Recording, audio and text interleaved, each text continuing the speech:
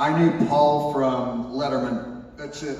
And I'm looking at the screen going, this guy's nuts. But he's funny.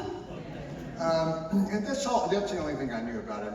And my agent said, oh yeah, you're going to Warner Brothers to read for this movie. And I got the sides and looked at them, and I'm going, okay, so he is on Pee-wee's level, and he's a child or whatever. And I walk into the room, and it's loaded with everybody that's anybody in there. Sure. I didn't have to go and do the little pre-read or whatever. For what reason, I have no idea. But I walked in, and I'm going, my God, let's see. Well, this is our director. This is producer 1, 2, 3, and him. And everybody was there. Michael was there, Phil Hartman, and I didn't know who Phil was at the time. So I'm pretty nervous. And they asked me a few questions and said, well, we'd like for you to read with Paul. I went, okay. So I'd only seen Pee Wee Herman. And I'm looking at this guy going, that's got to be Pee Wee Herman right there, this guy they're calling Paul. He came up and we did the I Know You Are, but What Am I scene. And he was just in civvies, but he just sort of became Pee Wee for the audition. Yeah. And everybody's like, okay, well, thank you for coming in. And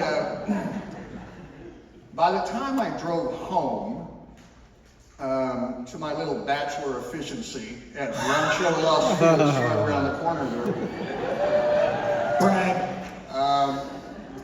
my little answering machine, I turned it on and whatever, and you need to call the agency.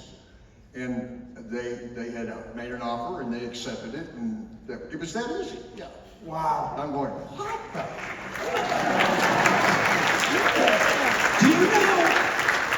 Do you recall when you shot the scenes in your house with at the tub and stuff? In terms of, it was 84, late 84, early 85? Yeah.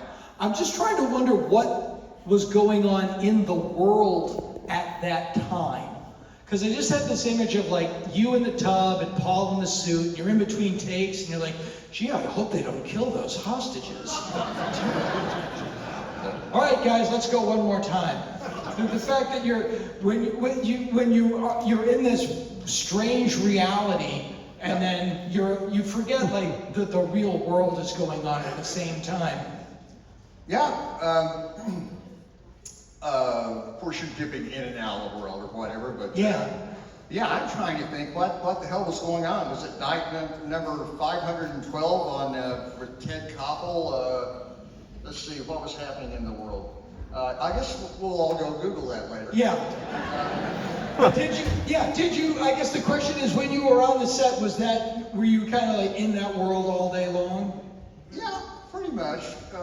In and out of it or whatever. It was a lot of fun in the dressing room. And of course, Michael and Paul was always there, but Phil Hartman, they would always show up to watch the scenes and chat me up or whatever and tell me, hey man, we like what you're doing or whatever. And I'm like, well, thanks. Okay, well, I'll just try to keep it up.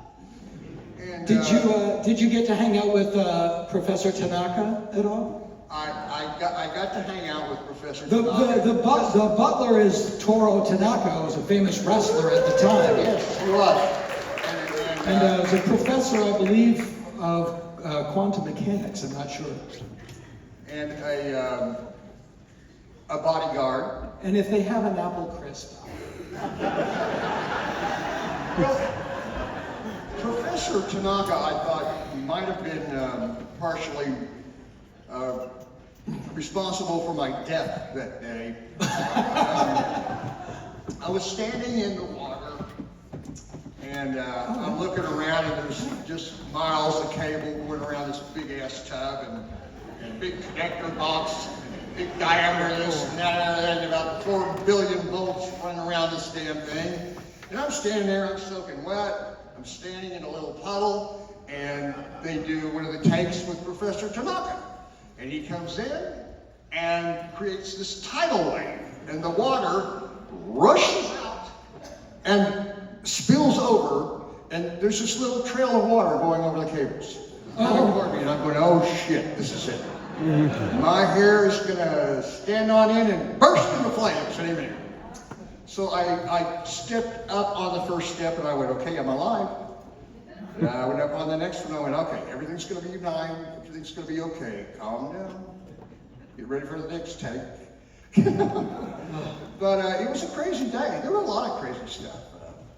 I don't know that. I'm going to ask Billy, did they CGI me flying across the screen? Yeah? Okay. Well, they actually, before they decided to do that, they actually flew my ass up in the air on a freaking telescoping crane. And Michael's sitting down there with Hartman just laughing their asses off at me. And I had words coming out of my mouth and I didn't even know, but oh shit! And the crane gets to a certain point, but you keep going. And when you come down, the harness that you're in, everything goes right to the family package. Sure. Bounce, bounce, bounce, bounce. Oh! So after a couple of takes of that, I was like, okay, I've had enough of this shit. People are real tiny down there, I'm scared. That's why SAG is an ironically named union. Okay, yeah. Been doing this a while. We're going to get everybody out of here by 10:30. It is now 10:16. I wanted to ask, it will take a couple of questions. Just if you have a question, raise your hand, I'll call on you. You're going to come up here. We'll do a quick back and forth. And then these people are cold. And they probably all want to go home. So let's do that. Cool? Groovy? Great. Who's got a question? Young lady right there. Okay. Just scream it to me and I'll repeat it.